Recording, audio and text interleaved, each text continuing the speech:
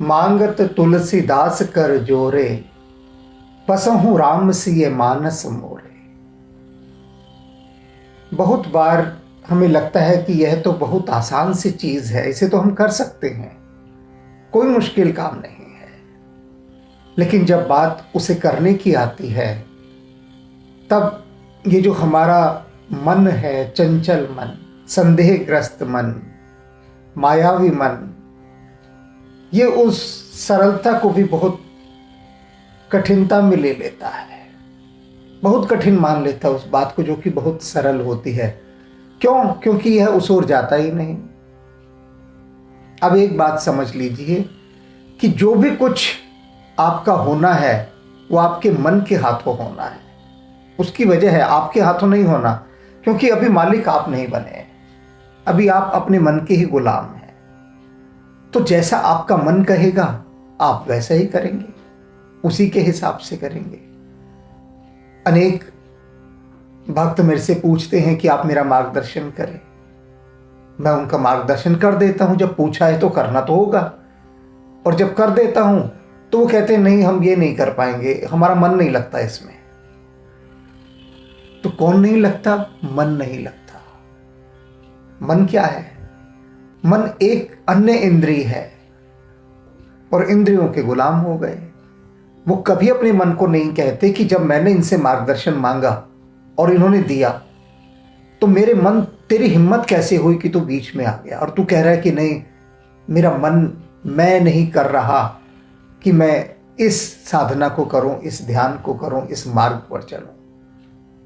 कितनी सरलता से देखो सभी आप लोग कह देते हैं कि नहीं मेरा मन नहीं कर रहा। मैं सभी को एक साधना देता हूं, सबसे पहले छोटी साधना कि स्वाध्याय की साधना। अगर 10 व्यक्तियों को मैंने स्वाध्याय की साधना दी, उन्होंने मार्गदर्शन पूछा, तो 10 में से 8 जने मुझे ये उत्तर देते हैं कि जी उनका मन पढ़ने में नहीं लगता।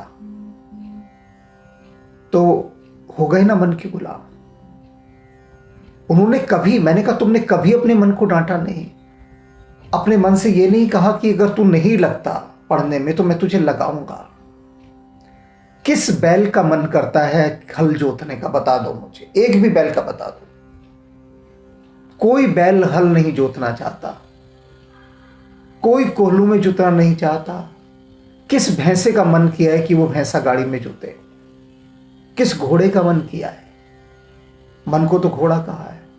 तो ये बैल, भैंस, घोड़ा, इन सबको बस में करना पड़ता है, नकेल डालनी पड़ती है, लगाम डालनी पड़ती है, लगाम कस दी जाती है, फिर सवारी की जाती है और फिर अपने हिसाब से इनका खूब इस्तेमाल किया जाता है। बड़े काम के होते हैं।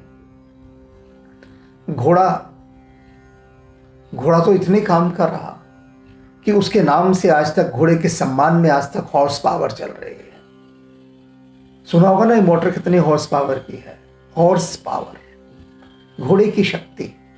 तो घोड़े को इतना सम्मान दिया गया कि आज तक उसका ये सम्मान जो है वह ज्यों का त्यों है। तो अपने मन को समझ लीजिए, घोड़ा एक बैल जिसे जोतना है अपने खेत में, जिस पर सवारी करनी है घोड़े पर और जाना है दूर दूर की यात्राओं पर। समझ जाइए, यूं ही मत कह दीजिएगा मेरा मन नहीं कर रहा। ये भी मन कहलवाता है, ये भी मन कहलवाता है। आज की जो विनय पत्रिका है ये उसकी सशक्त भूमिका है आप सभी के लिए, वरना ये समझ नहीं आएगा बिल्कुल भी। सबसे सरल है जो इस समय आज विनय पत्रिका की ये स्तुति है, सभी से सरल। और जितनी सरल है उतनी ये जटिल और विरल है। दोनों चीजें एक साथ हैं, सब कुछ। और इसीलिए समझाने के लिए मैं यह बता रहा हूं। पहले अपने मन को जान लीजिए, वो घोड़ा है बेलगाम, जिस पर अभी तक लगाम नहीं कसी गई। ऐसा बैल है जो खुला घूम रहा है। हल आपके पास है, पड़ा है हल, गड़ा हुआ है धरती में, कुछ कर नहीं सकते, जोत नहीं सकते आप अपने हृदय की भूमि को, क्योंकि बैल को नहीं आपने उसके अंदर जोत दिया है, खुद जुते पड़े। ये समझ लीजिए। तो अब हम चलते हैं आगे की इसकी यात्रा पर, जो तुलसीदास जी कह रहे हैं। अभी मैंने आपकी तैयारी करा दी है लेकिन मन जो है सब तैयारियों को पहुंच देगा। आप देख लीजिएगा, इधर मैं तैयारी करा रहा हूं। जितनी देर आप विनय पत्रिका सुनेंगे उतनी देर तो मस्ती में रहेंगे, झूमेंगे, संकल्प करेंगे, मैं ये करूंगा, मैं वो करूंगा, मैं मन की नहीं सुनूंगा।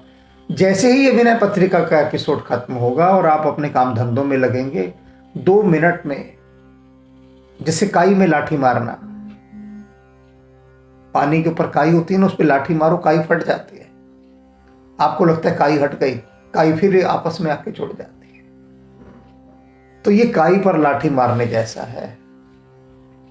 पर एक बार लाठी लग के दिख तो जाए कि अंदर पानी है, तो वही पानी दिखा रहा हूं मैं इस समय।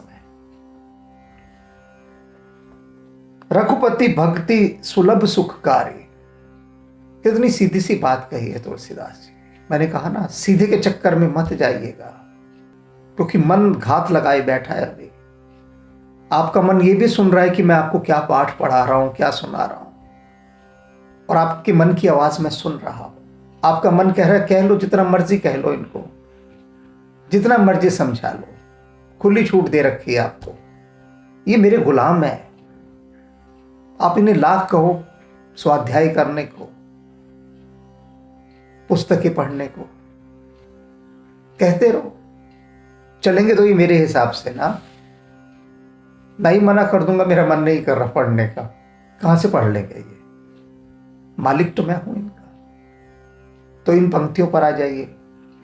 रघुपति भक्ति सुलभ सुखकारी, कि रघुपति भगवान राम की जो भक्ति है वो बहुत ही सुलभ है और सुखकारी है। बहुत सुलभ यानी आसानी से मिल जाने वाली।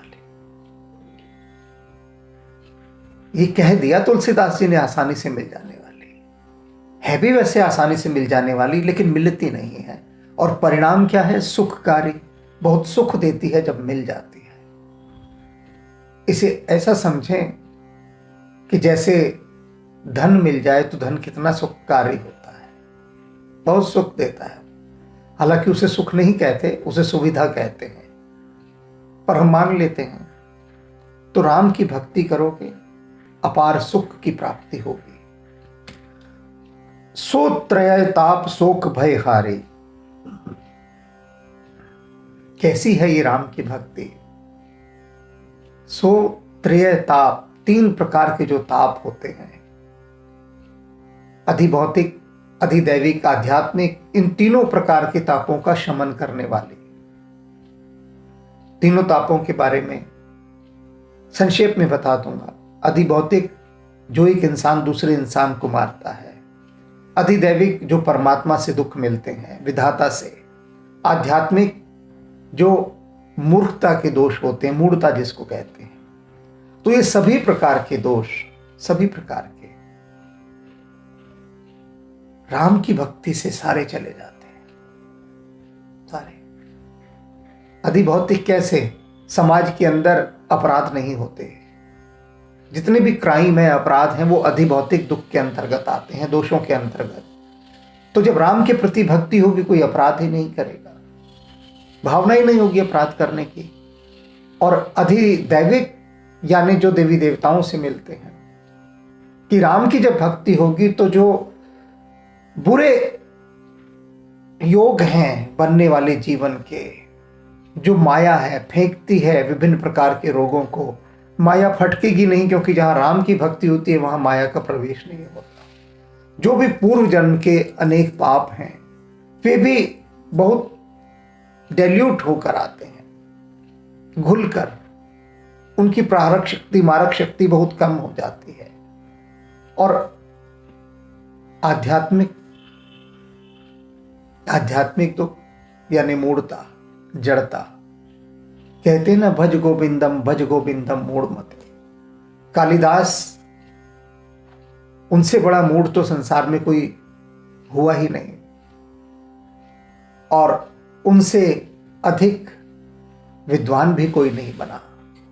तो ये राम की भक्ति थी कि कालिदास को, जो जिस शाखा पर बैठा था उसी को काट रहा था, उसे देखिए क्या बना दिया। भगवान वाल्मीकि, अंगुलीमाल, कहां तक गिनाऊंगा, हिलाने का कोई अंत नहीं है, कोई भी अंत नहीं है। तो राम की भक्ति ऐसी ऐसी सुखकारी है, लेकिन मन करने नहीं देगा, और मन करने ना दे उससे बचाने का उपाय बता रहे हैं कि मन को कैसे घेरा जाए। मन की भी तो घेराबंदी करनी है ना, तो कैसे करेंगे। और हाँ, एक पंक्ति रह गई, अब आगे कहते हैं शोक भय हारी। राम की भक्ति कैसी है, जो आपके शोकों का और भय का हरण कर लेगी। शोक का कैसे, इसको भी उदाहरण से समझिए कि कई शोकग्रस्त थी, क्योंकि जब अधिदैविक ताप का प्रभाव कम हुआ, ये अधिदैविक ताप था जो उसको हुआ था, ये भी एक रोग था, बीमारी थी, माया का प्रभाव था कि काबू में आ गई, वशीभूत हो गई उस बुखार के, और उस बुखार के वशीभूत होकर 2 वर मांग बैठी। तो जब बुखार उतरा तब समझ में आया कि अरे ही मैंने क्या कर दिया, तो शोक से भर गई। आप सोच नहीं सकते कभी कि कई का शोक क्या रहा होगा, कि जिसने सबसे अधिक राम को प्रेम किया। कि कई से अधिक राम को प्रेम कोई नहीं करता था, ये बात मैं जानता हूं, और जनवाई भी है मैंने ये बात। और वही केकई राम के वनवास का कारण बनी। तो जब होश आया होगा तब कितनी आत्मग्लानि हुई होगी, कितना दुख हुआ होगा, कितना शोक हुआ होगा। और उस शोक में जब चित्रकूट पहुंचे तो वहां पर केकई कहती है प्रभु राम से कि राम, संसार में आज तक एक शब्द नहीं हुआ था कुमाता। ये शब्द कोई नहीं जानता था, कुमाता यानी बुरी माता। माता कोई बुरी होती नहीं।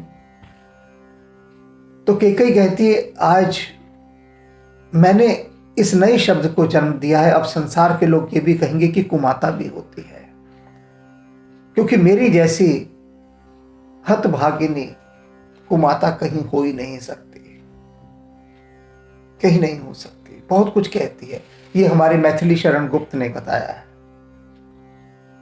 हिंदी के हमारे कवि हैं, उन्होंने बताई ये बात। तो केकई कहती है कि मुझ जैसी स्त्री को संसार युगों युगों तक कलंक देगा, कोसेगा,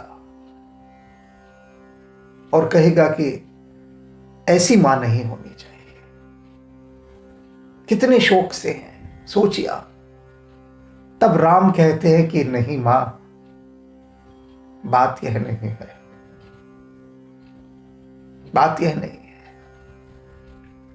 पूरा संसार यही कहेगा कि केकई जैसी माता आज तक हुई ही नहीं है जिसने भरत जैसे बेटे को जन्मा हो, भरत जैसे बेटे को। है कोई मां ऐसी जो भरत जैसे बेटे को जन्म दे सके?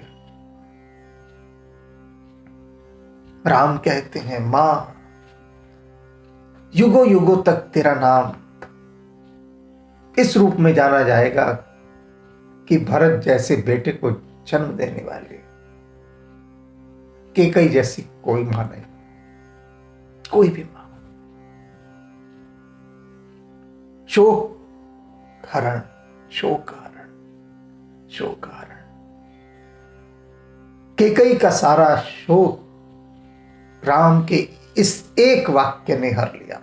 न कोई दुख रहा, न विषाद रहा, न आत्मग्लानि रही। बात सत्य है,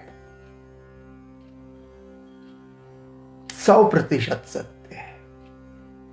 100% कभी नहीं होता, कभी कभी होता है, विरले ही होता है।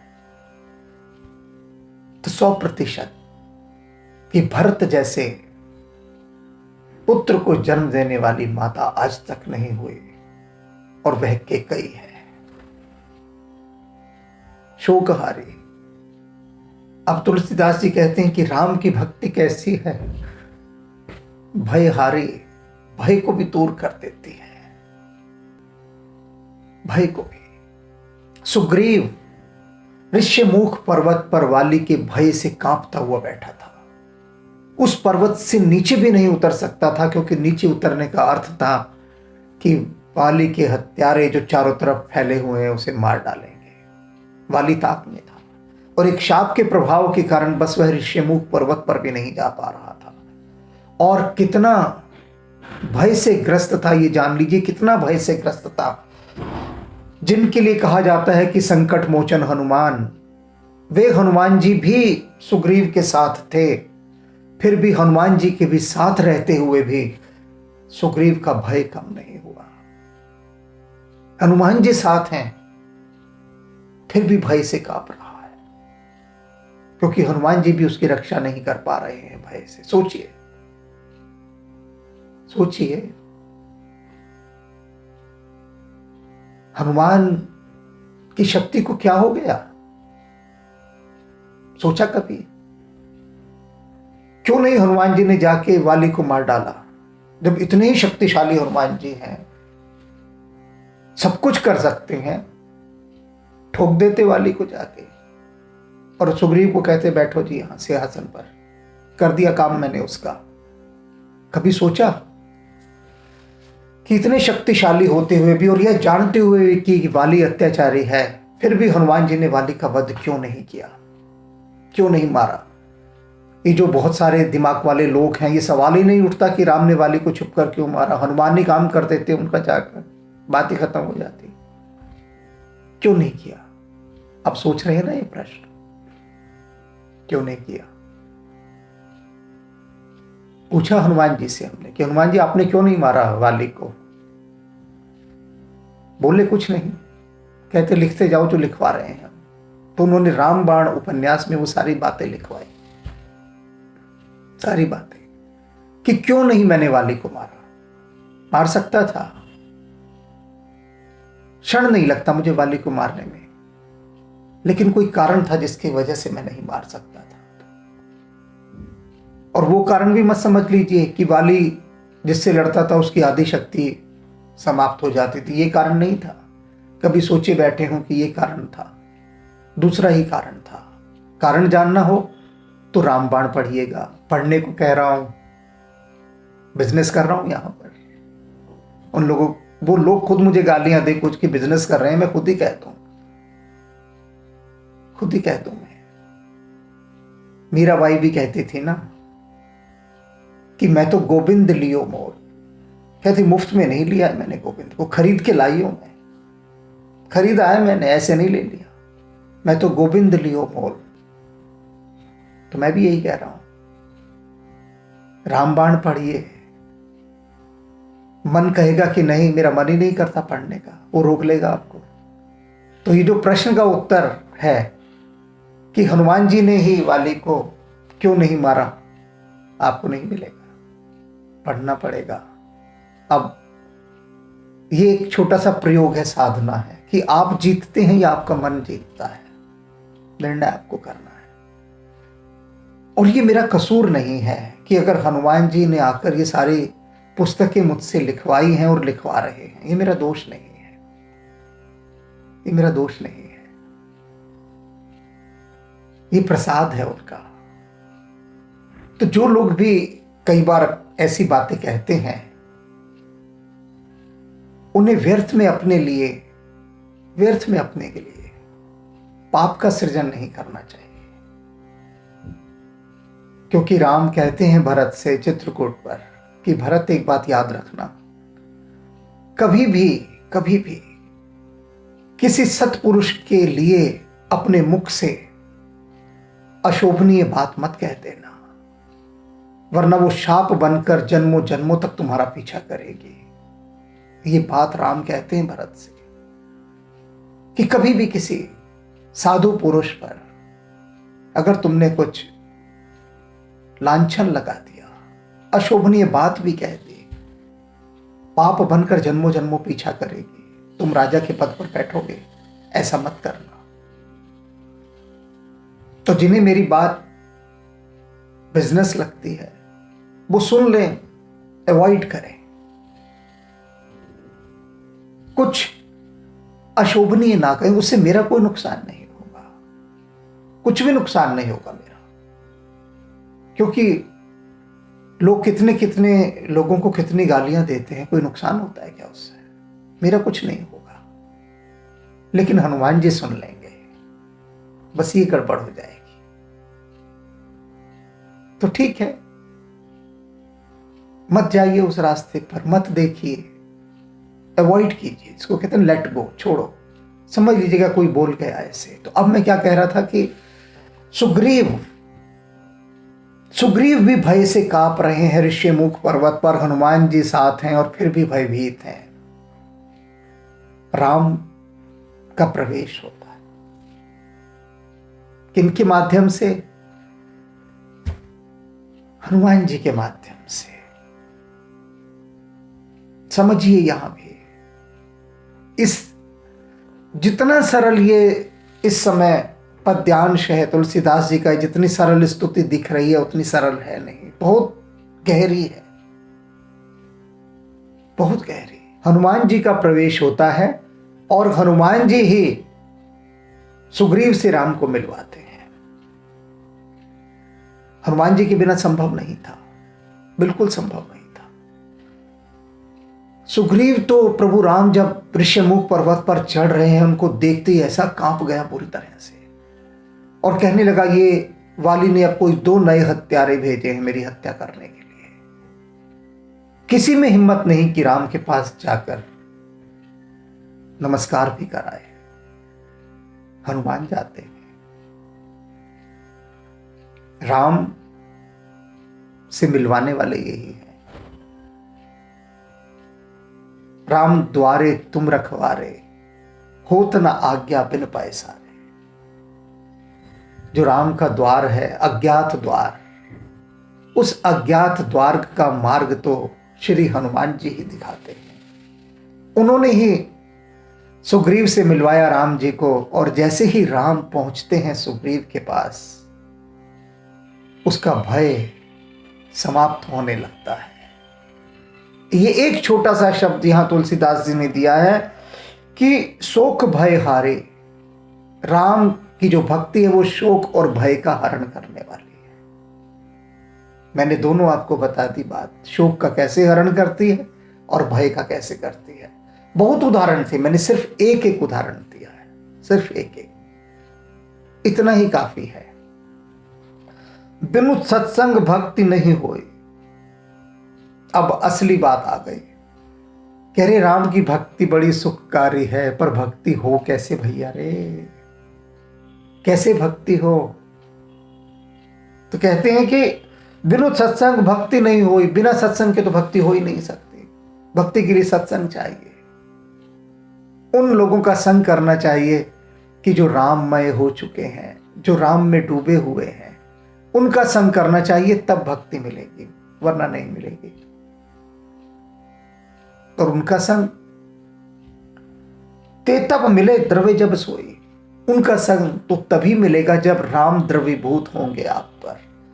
कॉम्प्लिकेशन देख रहे हैं कितना ज्यादा है, जटिलता देख रहे हैं, चक्रव्यूह देख रहे हैं कैसे।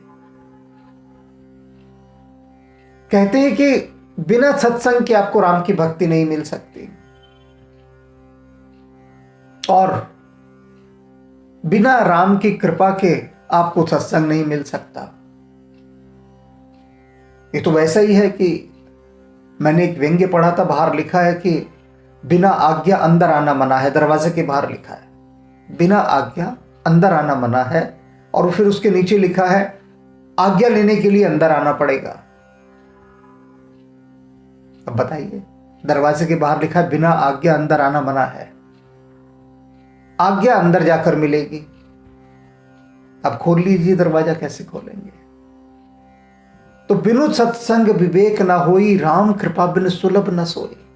ये कह रहे हैं तुलसीदास जी कि राम की कृपा के बिना आपको सत्संग नहीं मिलेगा, और सत्संग से ही भक्ति मिलेगी। तो राम की कृपा कैसे प्राप्त हो? जब द्रवहे दीन दयाल राघव साधु संगति पाई है। कहते जब वे दीन दयाल, शब्द देखिए क्या इस्तेमाल किया है, दीनों पर दया करने वाले, जब वे दीन दयाल द्रवीभूत होंगे तब आपको सत्संग मिल जाएगा, साधुओं की भक्ति मिल जाएगी। साधु संगति पाई है, तब आपको साधुओं का संग मिल जाएगा। साधु माने कौन? जिन्होंने स्वयं को साध लिया है वे साधु हैं, उनकी संगति। क्योंकि जब आप सधे हुए के पास जाएंगे, जब भी हम कोई ट्रेनिंग लेने जाते हैं तो किसके पास जाते हैं? एक्सपर्ट के पास जाते हैं ना, कि भाई वो उसका एक्सपर्ट है। इलाज भी करवाते हैं तो कोशिश क्या करते हैं कि उस क्षेत्र का जो सबसे टॉप डॉक्टर हो, चिकित्सक हो, वह हमारा इलाज करे। तो वैसे ही साधु संगति, जो सिद्ध हो गए हैं, जिन्होंने साध लिया है, उनकी संगति कब मिलेगी? जब द्रवहि दीन दयाल राघव। इस चीज को समझिए आप कि जब वो दीन दयाल राघव जो है द्रवीभूत हो जाते हैं। कौन से राघव? दीन दयाल, जो दीनों पर दया करते हैं। हम तो दीन है ही नहीं, हमने दीनता अपनी कहां दिखाई? दीन कौन होता है कि जो ये कह दे कि प्रभु, तुलसीदास जी ने जैसे कहा, तुलसीदास जी दीन हो गए। तुलसीदास जी स्पष्ट कहते हैं, निज बुद्धि बल मोहे भरोसा नहीं। मुझे अपनी बुद्धि और अपने बल पर बिल्कुल भी भरोसा नहीं है। इसे दीनहीन कहते हैं, जो ये मान ले कि मेरे बस का कुछ भी नहीं है मेरे प्रभु, मैं हूं क्या, असहाय हूं, दीनहीन हूं। जब ऐसी कातरता, ऐसी दीनता आ जाती है कि जब लगे कि मेरे बस में कुछ भी नहीं है, लेकिन जब तक हमें अपने ऊपर भरोसा है, अपने दिमाग पर भरोसा है, अपनी क्वालिफिकेशन पर भरोसा है, अपनी पोस्ट पर भरोसा है कि हम इतने बड़े पद पर हैं, इतने लोग हमारे आगे पीछे हैं, जब तक हमें राम के अतिरिक्त किसी पर भी भरोसा है, तब तक हम दीन नहीं हुए हैं। और वे हैं दीन दया, दीन पर दया करने वाले। क्यों नहीं हम पर वे दया करते हैं? लोग कहते हैं हम इतना चीख पुकार मचा रहे हैं, वो चीख पुकार ही मचा रहे हैं, दीन नहीं हुए। प्रभु राम तो दीन दयाल है, दीन के होते ही वे दया कर देते हैं, विलंब नहीं लगाते, क्षण नहीं लगाते। अपनी बाबत आप हर बार कह सकते हैं कि हम तो दीन हो गए हैं, लेकिन ना कहीं कोई अड़ास रह जाती होगी अंदर, जरा से भी अड़ास, कोई डस्ट का एक छोटा सा पार्टिकल भी हो आपके अहंकार का, तो दीनता नहीं आ सकती। तो दीन दयाल प्रभु तत्काल रीझते हैं और फिर साधुओं की संगति प्रदान कर देते हैं। अब देखिए ना, भगवान वाल्मीकि को जब जंगल में नारद जी की संगति मिली, कृपा हो गई ना। अंगुलीमाल को भगवान बुद्ध की संगति मिली, ये साधु संगति होती है, कृपा हो गई ना, हो गई ना। कितने गिनवाऊं मैं ऐसे, गिनवाने का अंत नहीं है। एक दो बातों से ही पता लग जाता है, हंडिया में कितने चावल पक रहे हैं, एक दो चावल निकाला जाता है, उसी से अनुमान लग जाता है, एक एक दाना निकाल के नहीं देखा जा सकता। तो ऐसे दीन होने पर द्रौपदी दीनहीन हो गई, हाथ उठा दिए ऊपर। दीन दयाल दौड़े चले आए, दौड़े चले आए। जब तक द्रौपदी को भरोसा था मेरे पांचों पति हैं, खुद पर भरोसा था, तब तक नहीं आए, क्योंकि दीन नहीं हुई ना, वे तो दीन दयाल है। और जब कह दिया कि ये लाज गई तो तेरी गई, मेरी लाज नहीं जाएगी, तेरी जाएगी, जाती रहे मेरा क्या। तत्काल आ गए, तत्काल आ गए।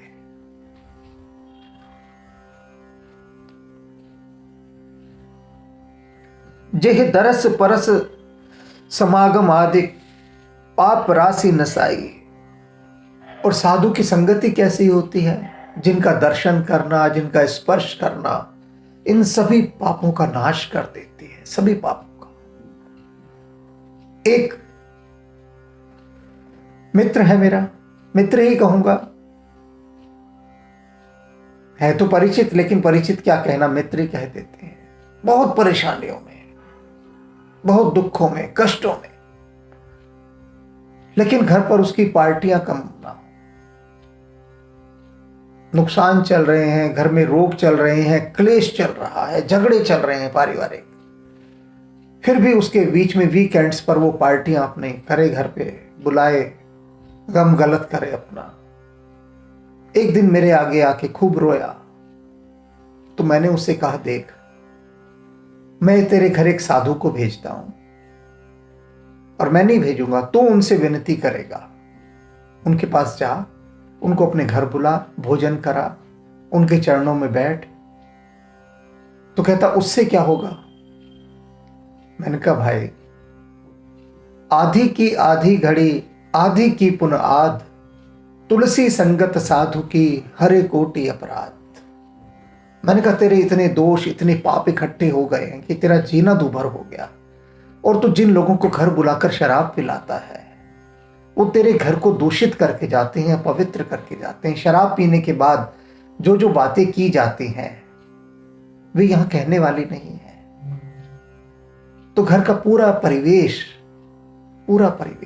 उसका पूरा आभा मंडल दुर्गंधपूर्ण और दूषित हो चुका है।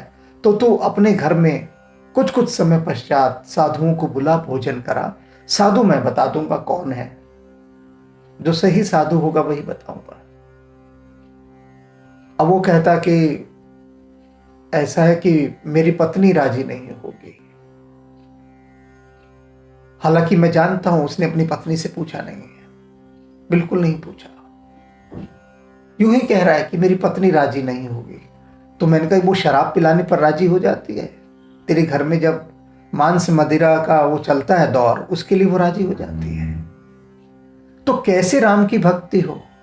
क्योंकि साधु का संग मिलना आसान थोड़ी ना है। और मैं एक साधना ये भी कराता हूं, मेरे संपर्क में जो लोग हैं बहुत निकट के, होता ही है आपके परिचय में, आपके साथ स्वाभाविक रूप से बहुत सारे लोग आपके निकट होते हैं। तो उन सभी से मैं कहता हूं कि भाई मैं तुम्हें बताता हूं, इस साधु को, सन्यासी को अपने घर बुलाओ। लोगों का मुंह बन जाता है, उदास हो जाते हैं, दुखी हो जाते हैं कि जैसे मैंने उनके घर में कोई मुजरा करने का कह दिया हो, इतने दुखी हो जाते हैं। मतलब उनसे बुलाया नहीं जाता, बुलाया नहीं जाता। एक व्यक्ति ने सिर्फ बुलाया भी था।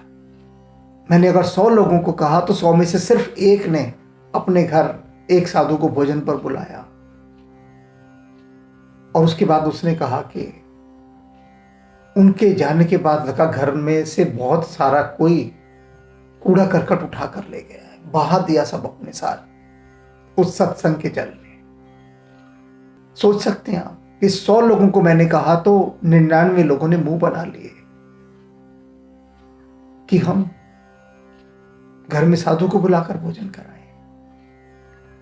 कई बार मैं लोगों के घर को पूरी तरह से एक ऊर्जा क्षेत्र में बदलने की विधि देता हूं, तो वो क्या कहते हैं कि हमारा घर है, कोई से मंदिर थोड़ी ना बनाना है हमने। मुंह बन जाते हैं उनके, स्वाद कड़वा हो जाता है मुंह का। तो कैसे राम की भक्ति मिले? एक साधु तक को, तो साधु को, वास्तविक साधु जो है, मैं इनकी बात नहीं कर रहा, राह चलते पंडे पुजारियों की, इनकी बात नहीं कर रहा। मैंने तो सुना है ये लोग किराए के लोगों को ले आते भोजन कराने, जिनकी दृष्टि ही सदा, छोड़िए खैर इस बात को, इसको नहीं करते। तो कहने का अभिप्राय क्या है कि घर में सदा साधुओं का आगमन हो। मैं एक स्थानक में गया, जैन स्थानक, वहां मुझे बुलाया गया था। जो मुनि महाराज आए थे उन्होंने कहा भाई देखो ये ईशान महेश जो हैं, ये लेखक, क्या ये आपके यहीं रहते हैं? उनके शिष्यों ने कहा कि जी हाँ, महाराज जी यहीं रहते हैं, कि जरा उन्हें बुला कर लाएंगे, हम उनसे मिलना चाहते हैं। मैं गया स्थानक में। मुनि महाराज ने मुझसे कहा कि आपकी सारी पुस्तकों का मैंने अध्ययन किया है, और ये बड़ी विशेषता है मुनियों की, मैंने देखा है जैन मुनियों के स्वाध्याय बहुत करते हैं, बहुत स्वाध्याय। और लगभग सभी जैन मुनि जितने भी हैं, वैसे तो मुनि का किसी धर्म से कोई संबंध नहीं होता, लेकिन बताने के लिए कि सभी जैन मुनि बहुत उच्च कोटि के विद्वान, उच्च कोटि के, कोई व्यर्थ की बात नहीं करते। और स्वाध्याय किया उन्होंने, भगवान राम और कृष्ण के सारे उपन्यास पढ़े, बातचीत की। तो मैंने उनसे कहा कि आप मेरे घर भोजन पर पधारिए। वे मुस्कुरा दिए और बोले हाँ ठीक है, हम आएंगे। तो जो सज्जन मुझे लेने आए थे वो बोले ये ऐसे थोड़ी ना किसी के घर चले जाते हैं, ना किसी के घर का खाते हैं। मैंने कहा अच्छा, ये बात तो मुझे मालूम नहीं थी, लेकिन मैंने उनको निमंत्रण दे दिया था। वे आए, अपने शिष्यों के साथ आए। लिफ्ट में नहीं वो जाते, सीढ़ियां चढ़ते। तो सीढ़ियों को मैंने खुद उनके चरण डले उससे पहले साफ करता गया, क्योंकि सीढ़ियां बेहद गंदी रहेंगी, क्योंकि जो आता है वही कूड़ा डाल देता है। जब लिफ्ट है तो सीढ़ियां बेकदरी होती हैं सीढ़ियों की, तो सीढ़ियां तत्काल साफ की, उनको ऊपर लेकर गए। और मैंने कहा मैंने आपके लिए विशेष रूप से भोजन बनाया है, स्वयं बनाया है। तो फिर जो उनके शिष्य थे बोले ऐसे किसी के घर का भोजन भी नहीं लेते। लेकिन मुनि महाराज ने कहा कि नहीं, इन्होंने इतने प्रेम से बनाया है, अपने शिष्यों से कहा इसे ले लो। उन्होंने ले लिया आहार, और उसके बाद उन्होंने अपने शिष्यों से कहा भजन गाओ। और क्या सुमधुर स्वर में उन्होंने भजन गाए। ऐसा समा बांध दिया भजनों का, ऐसा समा बांध दिया कि लगा कि जैसे हम किसी वन प्रदेश में बैठे हैं और भजन गाए जा रहे हैं। गली मोहल्ले के लोग देख रहे थे कि अरे ये तो राम भक्त हैं, इनके घर जैन मुनियों का क्या काम। बड़ा आश्चर्य व्यक्त कर रहे थे। बाद में एक आदमी मुझसे कहा भी कि आप तो जैन ही नहीं हैं,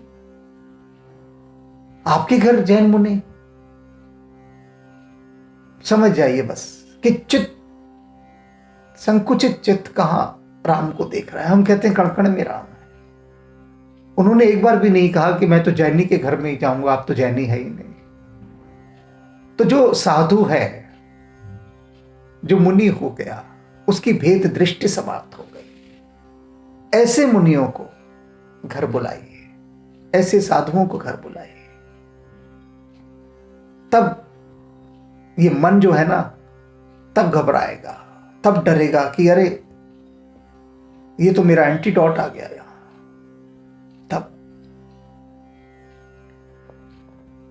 जिनके मिले सुख दुख समान, जिस राम की भक्ति के मिल जाने के बाद आपके सुख दुख सब समान हो जाते हैं, कोई अंतर नहीं पड़ता कि सुख है या दुख है। राम की भक्ति मिली सीता को, कहीं एक शब्द शिकायत का नहीं कि कहां ये जंगलों में मुझे इतनी तकलीफ हो रही है। राम की भक्ति मिली लक्ष्मण जी को, कुछ कहने की आवश्यकता नहीं, एक क्षण लगा छोड़कर राम के साथ। राम की भक्ति सारी की सारी मिल गई, सारी की सारी भरत जी को।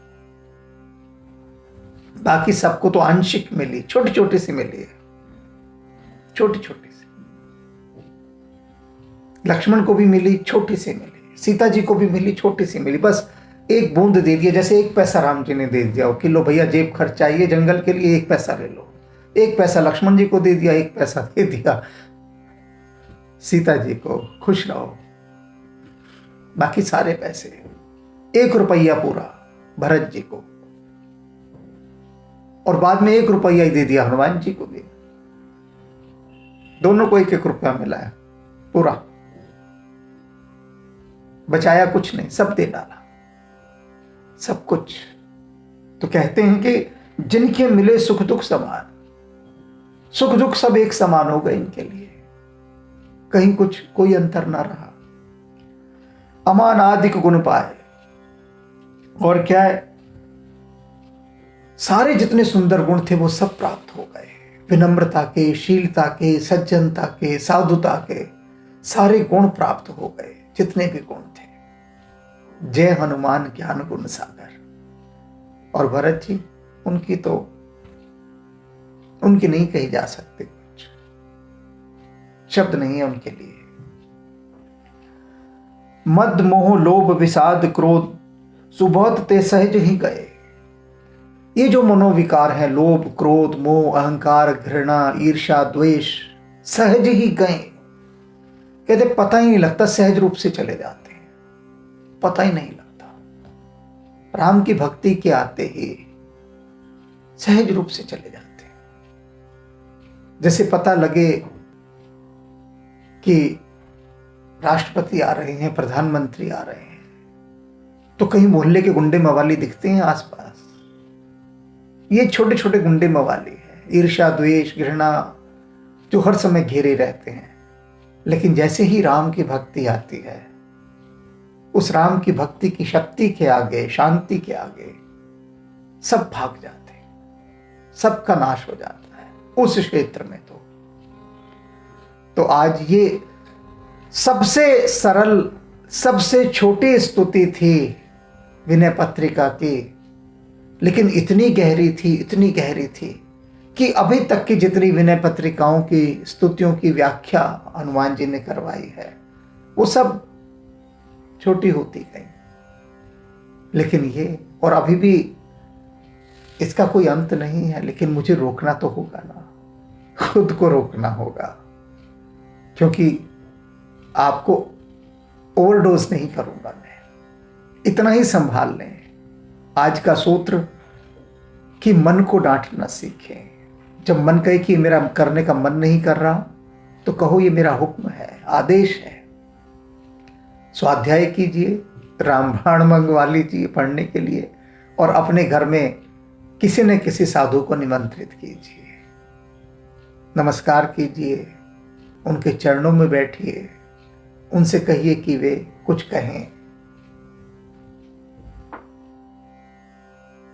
सतबार नमन गुरुदेव, सबार नमन गुरुदेव, सतबार नमन गुरुदेव, सबार नमन गुरुदेव, गुरुदेव गुरुदेव गुरुदेव गुरुदेव गुरुदेव गुरुदेव गुरुदेव गुरुदेव, सबार नमन गुरुदेव, सतबार नमन गुरुदेव, गुरुदेव गुरुदेव गुरुदेव गुरुदेव गुरुदेव गुरुदेव गुरुदेव, सतबार